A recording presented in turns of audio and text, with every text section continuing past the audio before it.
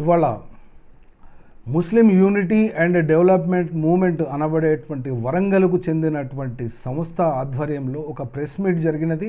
Mulugu road నందు కలిగినటువంటి ఆ యొక్క ముస్లిం కమ్యూనిటీ సెంటర్లో ఇందుకు సంబంధించిన అంశము ఆల్ ఇండియా ముస్లిం పర్సనల్ లా బోర్డు ఈ యొక్క వక్ఫ్ సవరణ చట్టానికి వ్యతిరేకంగా ఉద్యమిస్తున్నటువంటి ఈ యొక్క కార్యక్రమాలలో వరంగల్లో ముస్లిం యూనిటీ అండ్ డెవలప్మెంట్ సంపూర్ణ స్థాయిలో పాలు పంచుకుంటుంది, ముందు ఉండి ఈ యొక్క ఉద్యమాన్ని నడిపిస్తుందని తెలియజేశారు ఆ యొక్క సంస్థ కన్వీనర్ అయినటువంటి ఎంఏ సుభాన్.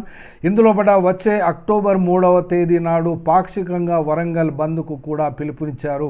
అనగా ఉదయం 10 గంటల నుండి మధ్యాహ్నం 2 గంటల వరకు షాప్స్ మరియు ఎడ్యుకేషన్ ఇన్స్టిట్యూట్స్ అన్నీ కూడా ఈ యొక్క వక్ఫ్ బిల్లుకు వ్యతిరేకంగా బంద్ పాటించాలని ప్రజలకు, వరంగల్, హనుమకొండ, కాజీపేట ప్రజలకు పిలుపునివ్వడం జరిగింది. ఇట్టి సమావేశంలో ఎంఏ సుభాన్తో పాటు Abdul Ali Zubair, MD Ayub, Ghulam Sarwar Munna, MD Babar, MD Khaleel, advocate Mohammed Parvez and Aslam తదితరులు చాలామంది పాల్గొన్నారు. వాళ్ళందరి పిలుపు ఒక్కటే, ఈ యొక్క వక్ఫ్ సవరణ చట్టము రద్దయ్యేంత వరకు ఆల్ ఇండియా ముస్లిం పర్సనల్ లా బోర్డు ఇస్తున్నటువంటి ప్రతి కార్యక్రమాన్ని కూడా వరంగల్లో అమలు చేయడానికి, ఇంప్లిమెంట్ చేయడానికి ధర్నాలు కానీ, సభలు, సమావేశాలు కానీ ఏవి పెట్టినా కూడా ఈ యొక్క ముస్లిం యూనిటీ అండ్ డెవలప్మెంట్ మూమెంట్ అనబడేటువంటి సంస్థ సంపూర్ణ మద్దతు తెలుపుతూ ప్రజల్లో ఉంటుంది అని చెప్పి ఒక ప్రెస్ నోట్ కూడా రిలీజ్ చేయడం జరిగింది. ఆ ప్రెస్ నోట్ ప్రకారంగానైతే ఇదే మాట చెప్తున్నది.